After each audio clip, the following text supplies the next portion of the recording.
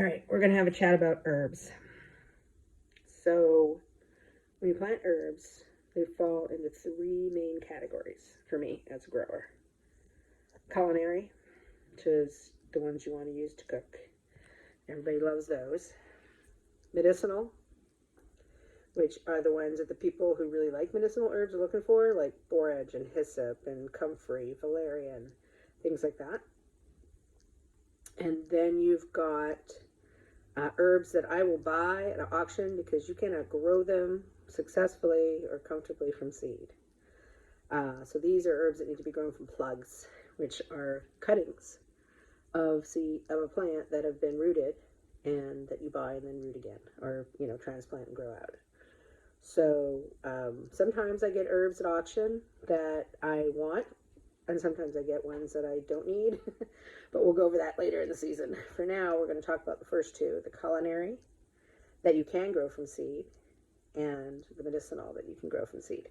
So what you also have to really watch when you do seeds for herbs is some things will take 6 weeks to germinate. Some things take 3 weeks to germinate. Some things take 1 week to germinate.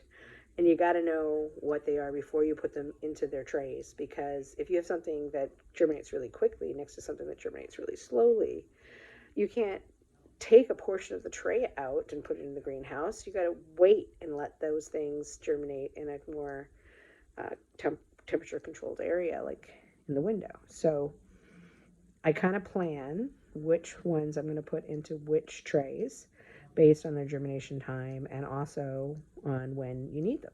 Because some herbs you don't need until right before the frost is done, and you don't want to plant them early because they grow really quick, like basil.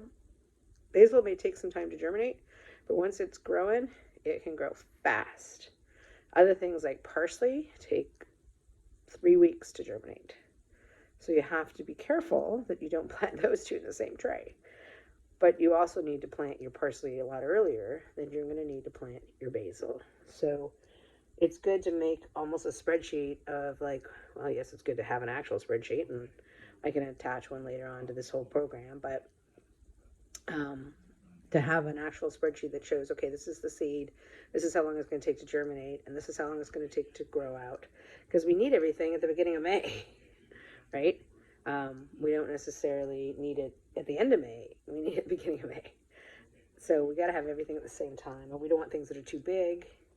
So it takes some practice, but what I'm going to do today is we're going to plant some culinary long-term seeds, things that are a little longer, and we're going to plant some medicinal seeds. Okay,